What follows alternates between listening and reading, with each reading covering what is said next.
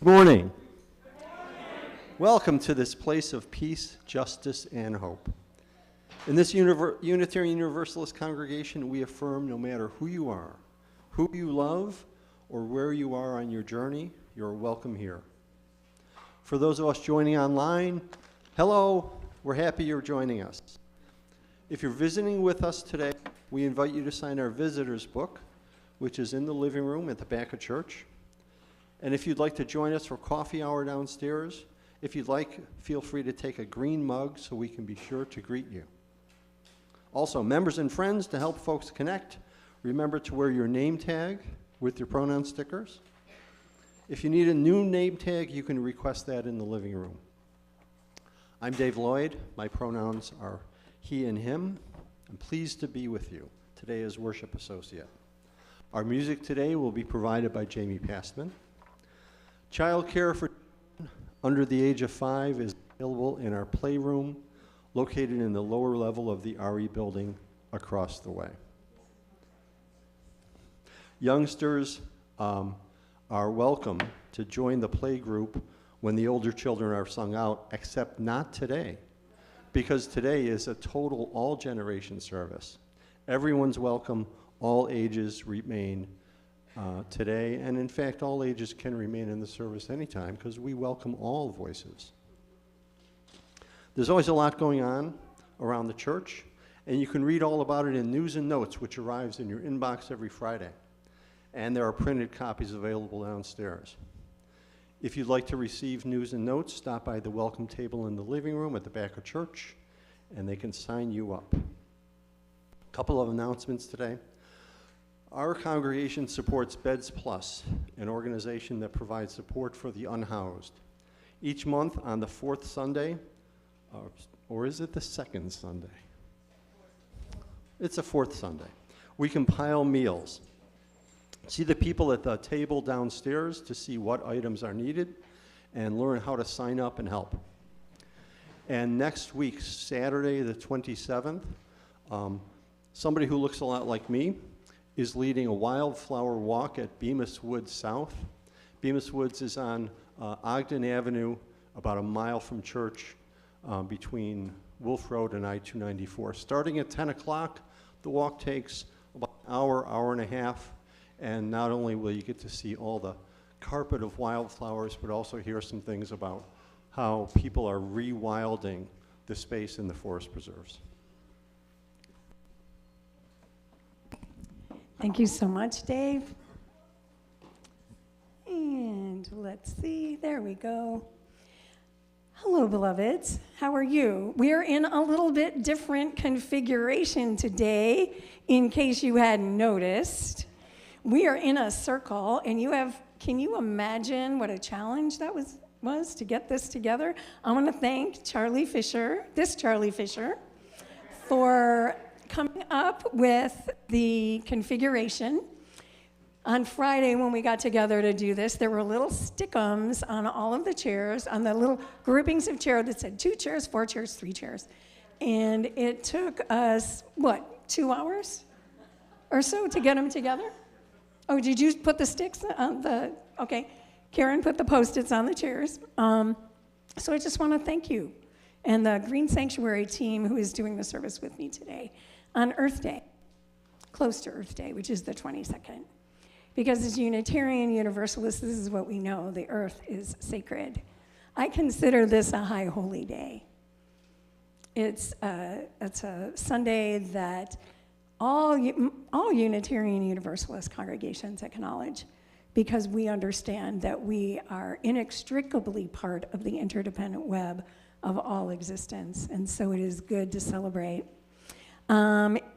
We've had the opportunity for y'all to, if you're not getting News and Notes, then this is a news flash for you. But people were invited to bring objects that show their devotion to the earth, or things that just feed their soul. We do have some objects in the living room if you want to get some and put it on the altar. Just a reminder that the objects on the altar were brought by folks, so you don't want to take objects that aren't yours. But if you brought one, make sure you take it back with you, okay? Make sure you do that for me.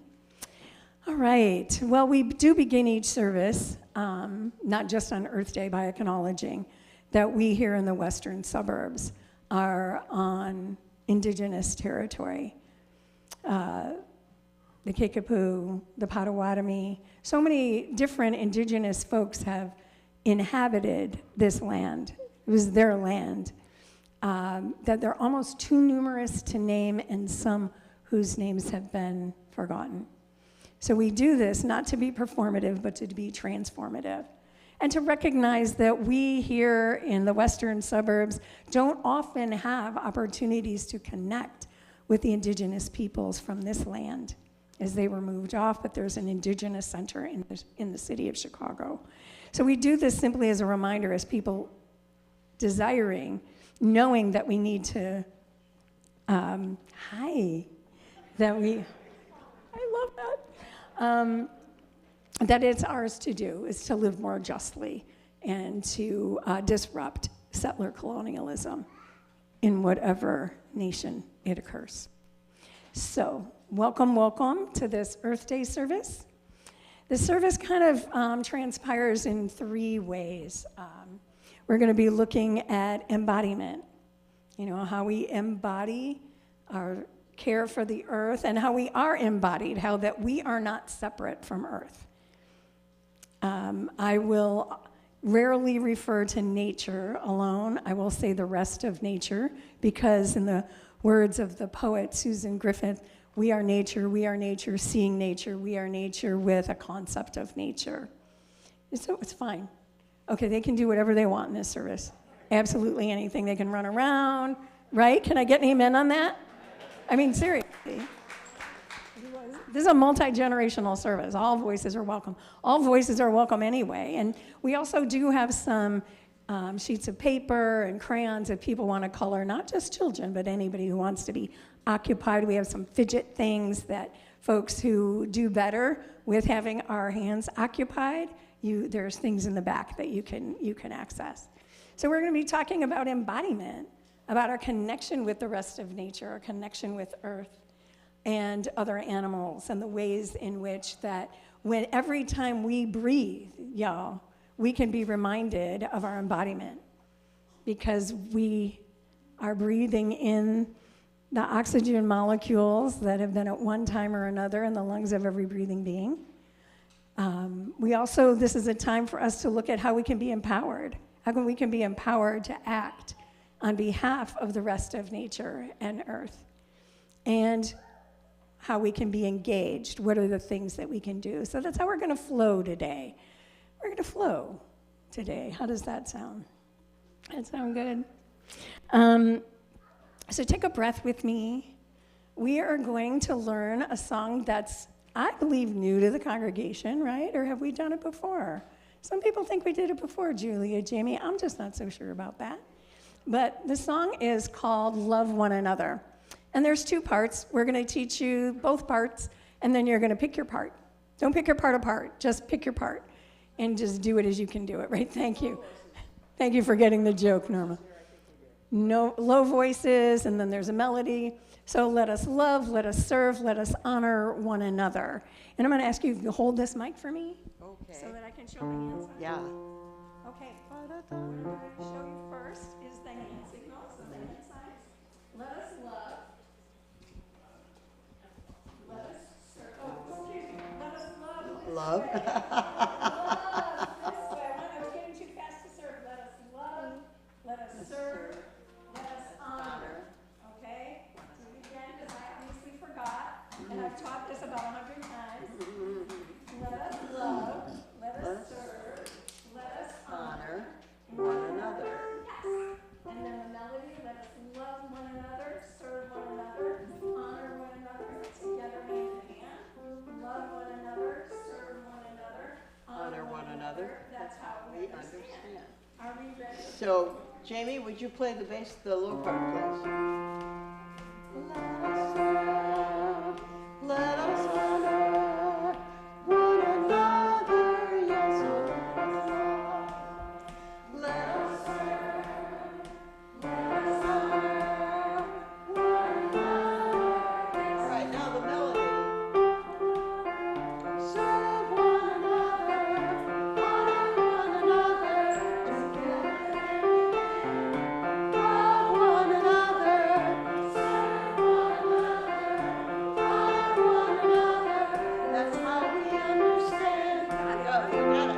Okay, we got it. So is there any way possible that you could think about doing this song sitting down? No. So I'm going to invite you to rise in body or in spirit and let us sing. Here we go.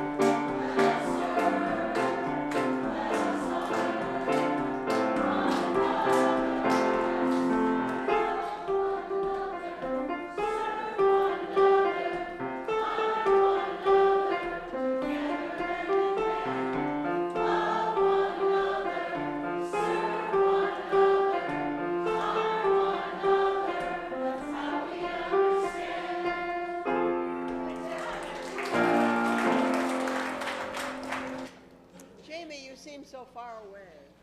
Yes, but you are so dear to our hearts.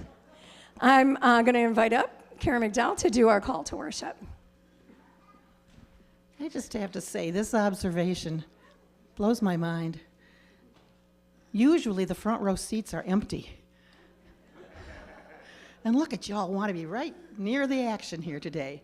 Anyway, when I wrote this poem, I found myself actually taking that restorative breath, and perhaps you would like to focus your attention on the windows and imagine what lies beyond, or simply close your eyes and imagine what you see out of one of your favorite windows.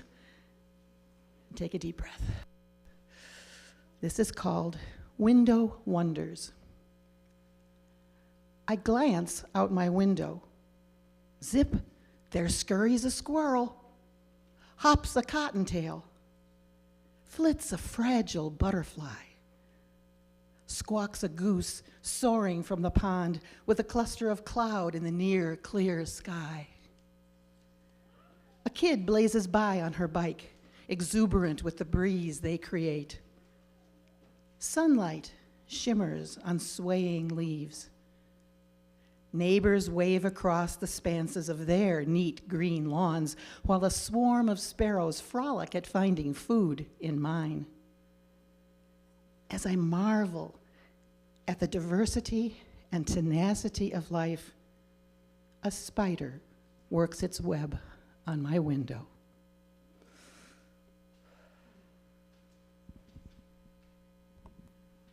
Thank you so much, Karen. It's been a practice of mine for my last over 20 years in ministry.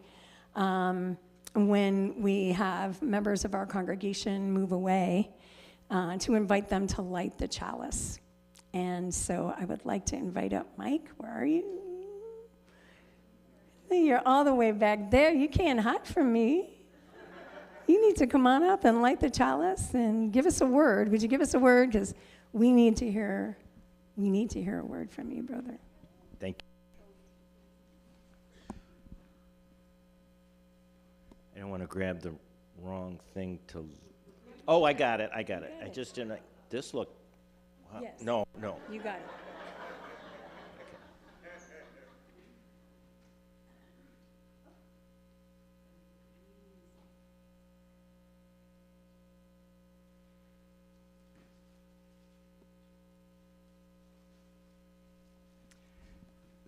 This flame that marks our sacred time together is rekindled by the light of the truth we seek and share, by the warmth of this community and by the fire of our commitment, which we have carried in our hearts to share with all the world. Now, Reverend Beth has said that since we aren't throwing stones in the water today, if I wanted to say a few words, I could do it now. And I just want to say, it's been a great joy of mine to be a member of this congregation. Whoever would have thought that we would see the day when we have two Charlie Fishers? Where's Charlie?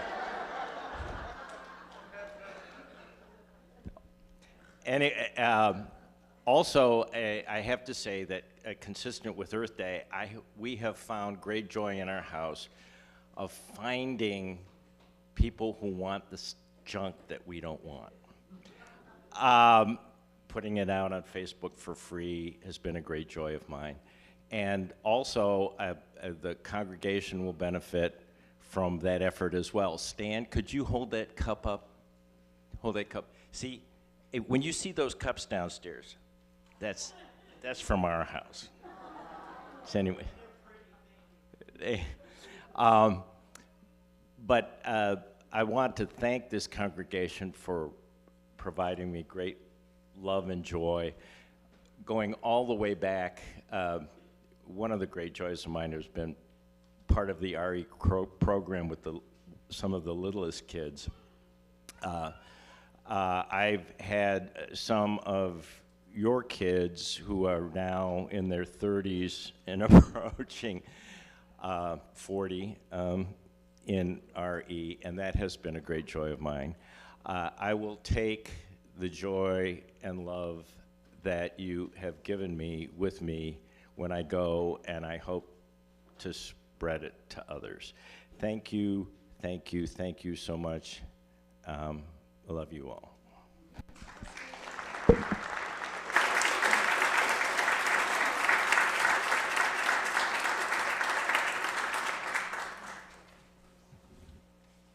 And you will be in San Jose area, is that right? Yep. And so the fabulous San Jose church will no doubt at some point be blessed with your presence. Thank you, Mike. I'm a little bitter. I've only been here a year. I'm sad that I didn't get more time with you, but thank you for your service. You're brilliant. Mike has served in every position, but currently he's on the board. And your insight and your wisdom has been remarkable. And the way that you hold and ground what we do in our Unitarian Universalist values has been perfectly inspiring and beautiful to see. Thank you. Thank you for everything. I am going to actually invite Pam Fodor, who's our director of programs, up to help me do this because I've got a mic. I'm going to invite you, though, to just, you got it. Hope I do it right. You can do it right. You can do it wrong, we won't know. We are going to invite you, as you're able, to stand in just a moment, but I'm just going to invite you to just take a breath, connect with the body that has brought you here today, the only body that you have. Fragile, beautiful, abled, not vibrant, tired. We get to bring our whole selves. And we turn to this time of embodiment. I'm going to invite you into the universal body prayer, which we've done here before. So if you're comfortable, you can rise, and we encourage you to rise in body or spirit as you can. Otherwise, this can be done seated, no worries at all. However we inhabit our bodies. So what I invite you to do is feel your feet on the floor, knowing that your feet connect you to that which is below, to the earth below us. And you might even imagine that you have roots coming down from the bottoms of your feet going into the earth. Maybe you can imagine that, knowing that the earth holds you in all of who you are. Take a breath. We're breathing a lot today. Sometimes we forget. So take another breath. And what we'll do is we'll talk this through twice, and then we'll do it in, yeah, you sit down, Kev. It's okay. And then you can do it once in silence. So first, we begin with an attitude of prayer and contemplation. One of the things that I like to do in this pose is to feel my thumbs pressed up against my chest and just feel myself connected to my center. So holding your hands in a position of contemplation in prayer, and take a breath. Exhale. Open up partially to the care of the world, knowing that we hold that in our bodies as well. Knowing that the care that we feel for the earth and for one another and for all beings and all people remind us of our interconnectedness. And then we extend our arms out and up, reaching out to that, to that which is above, to the holy, the divine, the spirit of life and love. Breathe in, and then go ahead and take that which you've received and bring it into your body, into you. And then invite you to extend your arms out. As with all good gifts, we give that back to the world.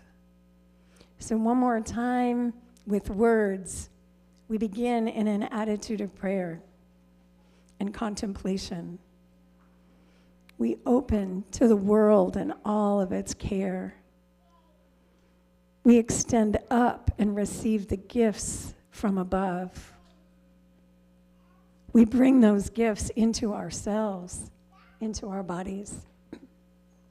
And as with all good gifts, we give them back. Now I invite you to do this in silence. At whatever pace.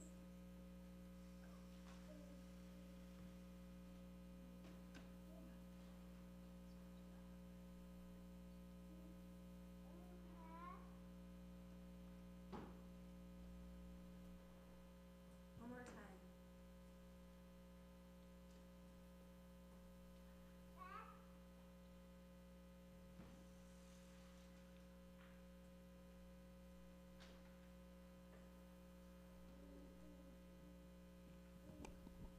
Beautiful, beautiful, beautiful. Thank you, Pam. So having connected with yourselves, with the earth, with one another, I invite you now to take another breath, and we're just going to take a moment. And I invite you can keep your eyes closed or leave them open. I love what Karen said about looking, we can't see through the windows, but we can imagine what's beyond. Thank you, Karen, for that beautiful introduction. The objects on the altar that you've brought or others have brought. I invite you to just connect with that in you that feels the most love and connection with the rest of nature in all of its multiplicity. What is your first memory of realizing that there is a there beyond you and beyond the humans in your life? Can you remember the first time maybe that you felt a breeze and thought, that on my face? Or noticed a bird, or a squirrel, or a bunny? Notice the trees as they move through the seasons here. Connect with that memory. And let it bring you into a place of gratitude. Because we begin from gratitude. We identify our love for the earth and all beings. What is it, beloved, that you love most in this earth? Feel that. Where do you feel that in your body? Your heart, maybe your hands even feeling like they want to reach for that. Know that you are not separate at all. The complicated Alice Walker wrote in The Color Purple, my first step from the old white man was trees, then air, then birds, then other people. And one day, while I was sitting like a motherless child, which I was, it come to me, that feeling of being part of everything else. And I knew if I cut a tree, my arm would bleed. And I laughed. I knew just what it was. And I laughed, and I cried, and I run all over the house. Because when it happens, you can't miss it. What enlivens you? Breathe into that, beloved. And know that we are connected to the earth, the air, the fire, the water, and to the spirit, which enlivens all things, as above, so below. The sky above, the earth below. And we stand in our verticality connected to all of that. And we sit or stand or lie in our horizontalness with connecting with all that is within our view. Breathe. As we progress through the service, I invite you to hang on to that memory. What I invite you to do, too, as you move through your days, is to remember who and whose we are, belonging to earth, from whom we came, to whom we shall return, no matter what else happens. Breathe.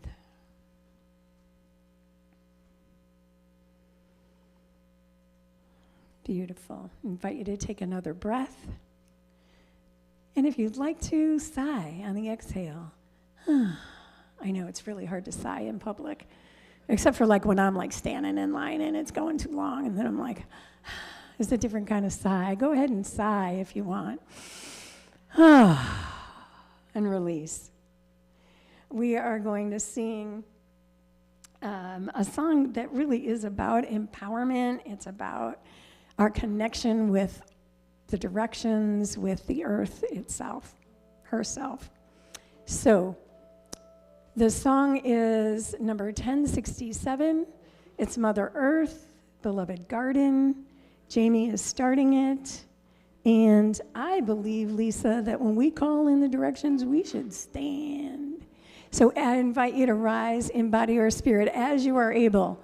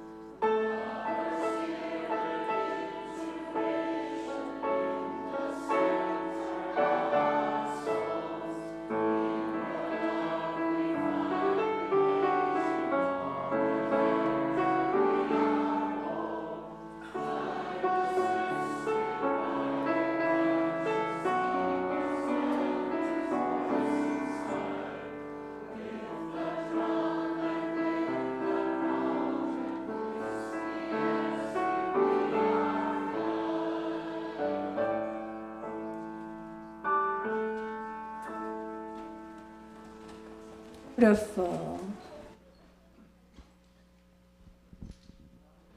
Thank you, everyone, for bringing all these cool objects, memorials of our relationship to the earth. I'd like to invite everyone, and if you haven't brought something, you can still go out into the living room and pick up a thing. Or if you'd like to make a representation of something, make a picture, there are crayons and paper scattered about somewhere. I think they're in the back of the living room. And like to invite people to come up. If you're a grown-up, just a word or a short phrase. If you're growing up, tell whatever story you'd like about the object that you brought. I'll make an example, and this is a common blue violet. It's our state flower. Don't worry, you'll be back home soon. It's not so happy. My best friend in the garden.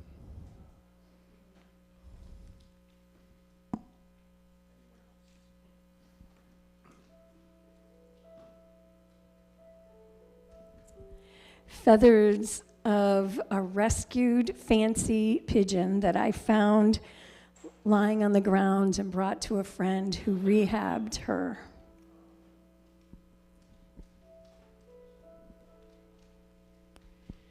This is a bleeding heart from our backyard. Oftentimes people would call me a bleeding heart liberal as an insult, but I don't see it that way.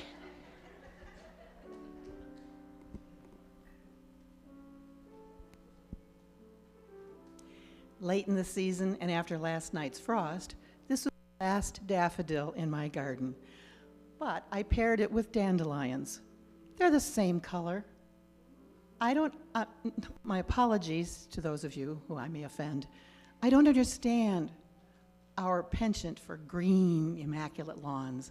I love what the dandelions do for the environment, all the critters that thrive because of them. And my neighbors don't like me for that.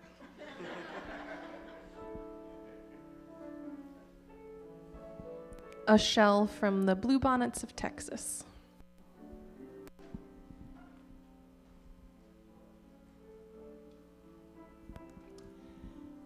This is a rock from Sedona, Arizona, and which I had what can only be described as a religious experience while hiking.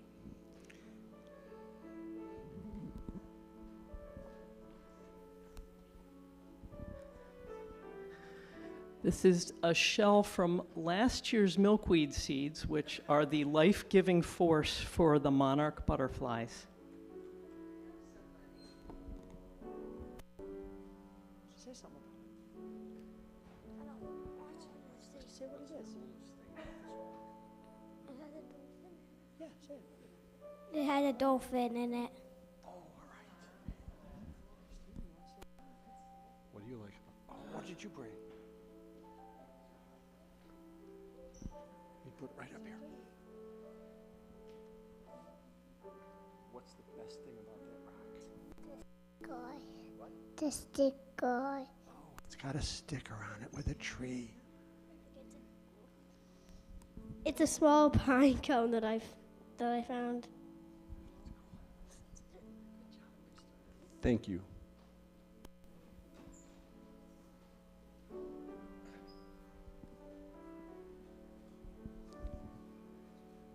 I kissed the greatest grandfather of us all.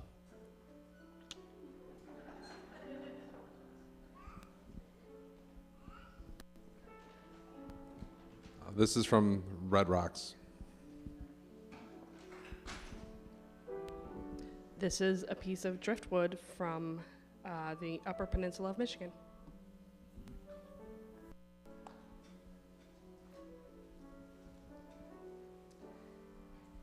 This is from the lawn. I love the change of seasons that we experience every year.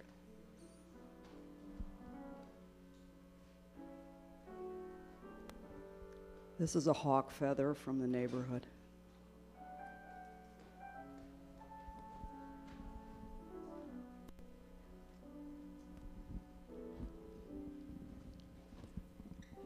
This is a piece of concrete wrought by human beings, being rewrought by the sands of Lake Michigan. to return to nature.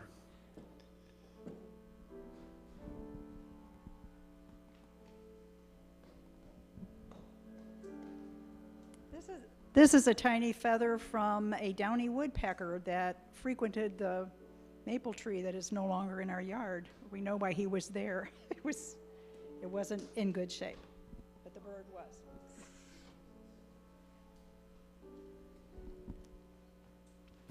This is a heart-shaped rock I found on a canoe trip in Peninsula State Park in Door County.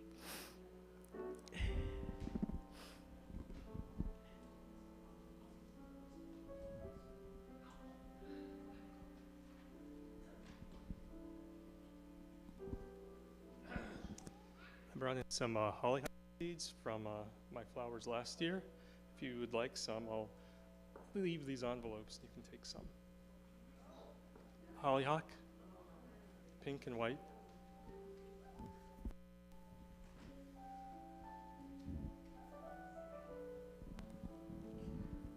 This is a pine cone.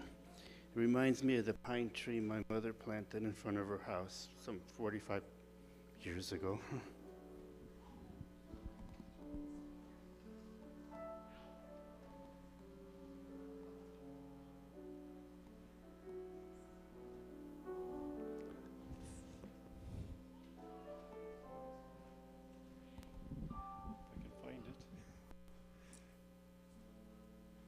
This is from our ash tree, which is on our parkway, and in the summer it shades our house, and in the fall it's the most beautiful tree on the block. Orange, orange, yellow, red. Thank you, everyone. Thank you so much for sharing.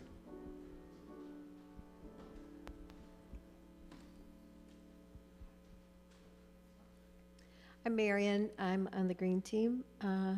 This is Being Human, Means We Are of This Earth by Sweet Home Teacup. May we recognize and abandon the familiar attitudes and practices that do not serve the whole.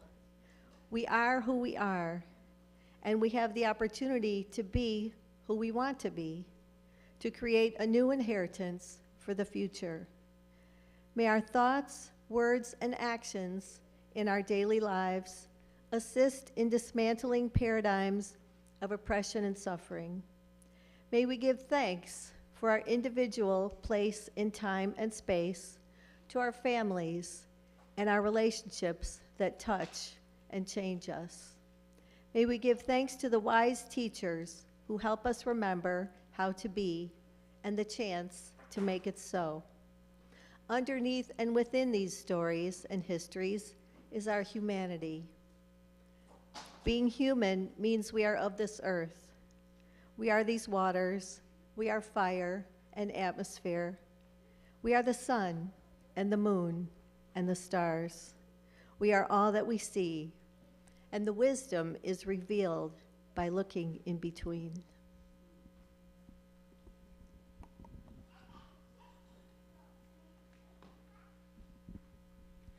We've all seen here this morning from this beautiful altar how much we love the earth. And we also know that earth faces a lot of challenges right now. And a lot of us do have these feelings of, what can I do?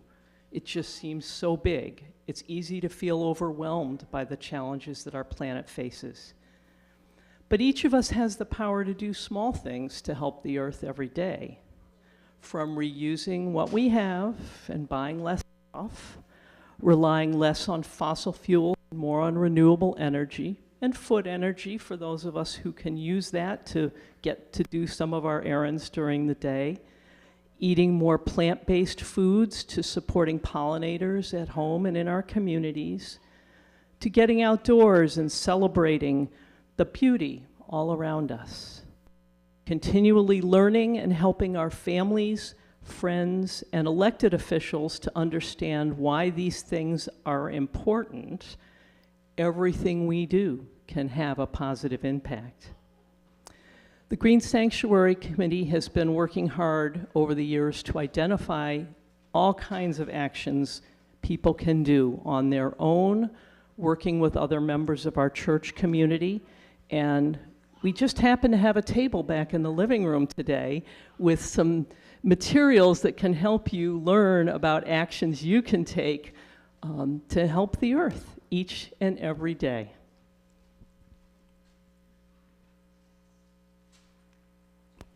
Thank you so much. It really is a joy to be in a congregation with a robust green sanctuary team where there really is an ethos, there really is a commitment to the rest of nature, to this earth, and to environmental justice as well, knowing that we can reimagine our relationship with the rest of nature and know that those who are the least able to afford the impacts of climate disruption and environmental justice, we get to act on behalf. Invite you into a blessing for reimagining by Reverend Nancy McDonald Ladd. And then the most humble of plants, a moss. And then one morning, the first sound of an insect, so dry you would think it's still mineral. And then hope.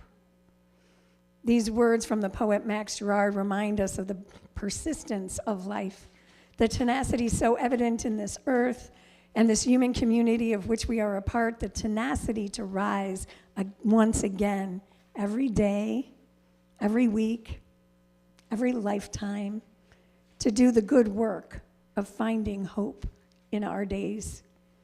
In the presence of trauma, even the anticipation of trauma in and through the climate crisis and beyond, it is a natural instinct of the human heart to protect itself, isn't it?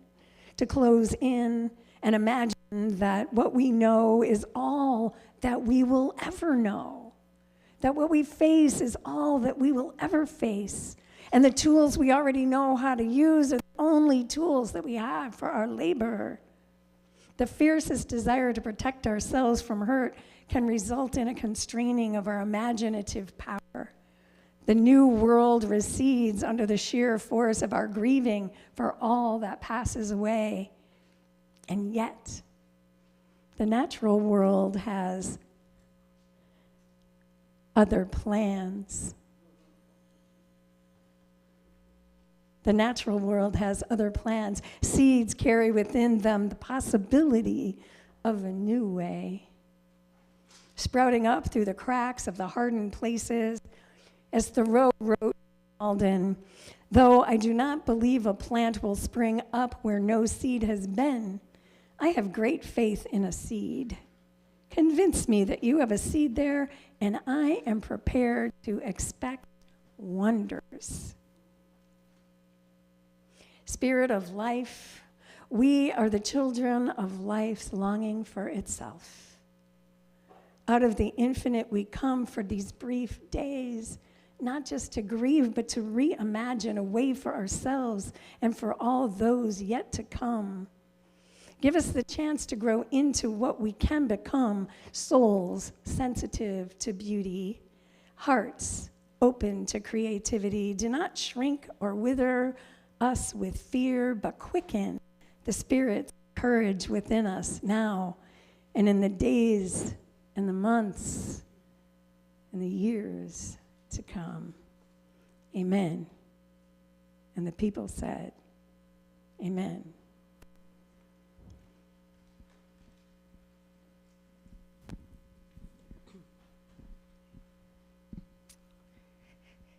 So I am here to share with all of you some things that you can do to celebrate Earth Day and every day in some fun ways. The first thing would be to write an Earth Day pledge. Big or small, think of ways that you can turn Earth Day into Earth Year every day. You can come up with actionable ways to encourage your home to care for the earth. And I have a sample to share with you. Let's say it together. I pledge allegiance to the earth and to the flora, fauna, and human life that it supports. One planet, indivisible, with safe air, water, and soil, economic justice, equal rights, and peace for all. Another fun thing to do would be to make seed bombs. Yes, bombs. Soak scraps of paper in water until they're soft. Add seeds, it could be wildflower seeds, milkweed seeds. Form it into a ball. And when it dries, you have a seed bomb. And you can throw them in your garden. You can throw them out your car window. Not in your neighborhood because you might not make friends with your neighbors, but Emma and I have been known to throw some out the car window on I-80 in Nebraska where nothing grows. So that's fun. You could try camping in your backyard to see what your senses pick up. What do you hear, smell, taste, maybe if you make s'mores, what you hear. Another fun thing to do, even for adults, is to make a bingo game before you take a walk in nature. Write down all the things that you think you might want to see, and then actually try to find those things. You can yell bingo if you want, but it's also fun to just take a picture of them so you could see it later or mark them off your list. And another fun thing would be to raid your recycling bin and see what you have there to make an art project. You could make a robot, you could make a squirrel feeder or a bird feeder, or just have some fun and make an abstract something. So use your imagination, go out, have a little fun this week for Earth Week. Thank you, Pam. I have to say, I think I said this last time. Sorry if I'm repeating myself. Not really sorry. Because at our Friday Faith and Fellowship gathering, we made bird feeders out of pine cones. And we put Crisco on there and we rolled them in bird seed. And I brought it home. I was so excited. I hung it by my tree, a little bushy kind of tree by my house. And there were birds kind of like looking around, and then it disappeared.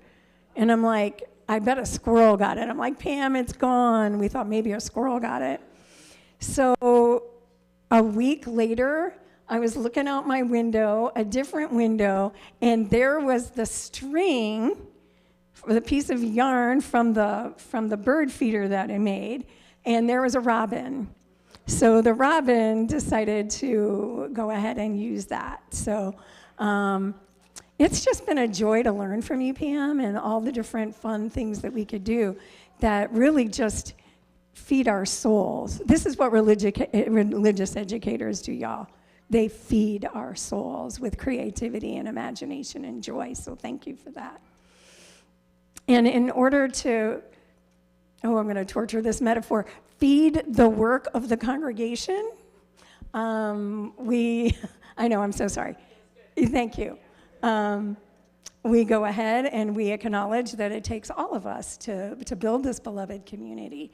And so we share half of our undesignated collection with a nonprofit that this month was Faith in Place. You can go online and donate there, but today all of our proceeds that aren't marked are going to go for our budget and to help us continue to do the work of creating an imaginative, justice-seeking congregation. And so I invite you to join me in our offertory words. This church is made up of all of us. It is the work we do together, the work we do together, the fun we have together. It is what we share with one another and with the people around us and with all the world. And now we will have the complicated business of collecting the offering in a round. So Jamie is going to play while we do this.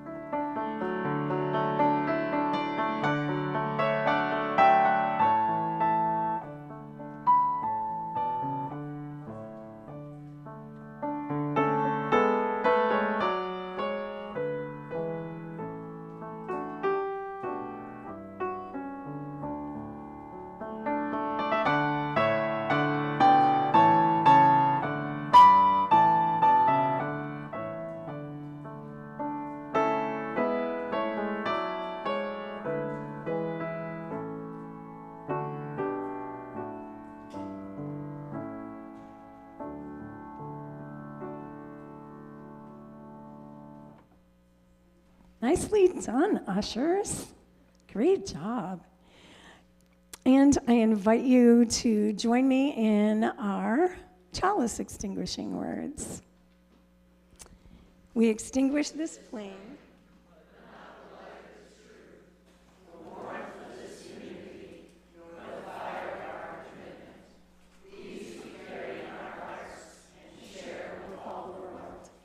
We carry in our hearts Mike Pabian as he goes on his way in the coming weeks, and we carry one another in our hearts. We recognize that in this world, we know that together we're more than we could ever be alone. So we gather for an hour or less on a beautiful day. And as we get ready to sing our closing song, I invite you to remember the feeling that you had in the beginning when we did our body prayer and we did our guided meditation. And so sing from that place of remembering what it is that brings you joy, what it is that stirs your imagination, and what it is that you love so much that your heart is broken open with joy and with love. I invite you to rise in body or spirit, and let's sing. We celebrate the web of life, number 175.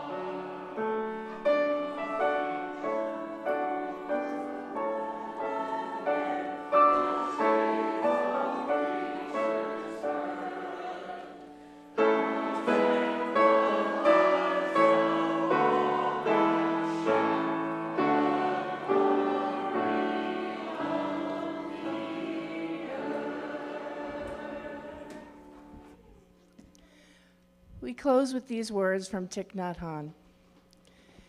You carry Mother Earth within you. She is not outside of you.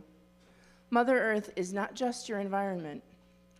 In that insight of interbeing, it is possible to have real communication with the earth, which is the highest form of prayer. I think we're going to do something right now, aren't we? Do you have some closing music, Jamie?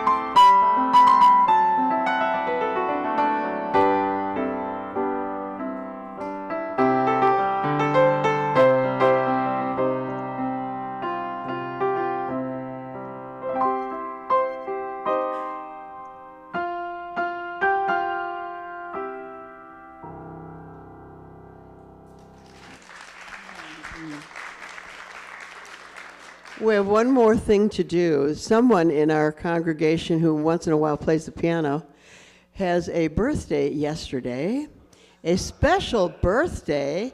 We're going to sing happy birthday to Jamie. Are you ready? Here's your starting note. Happy birthday to you. Happy birthday to you. Happy birthday, dear Jamie.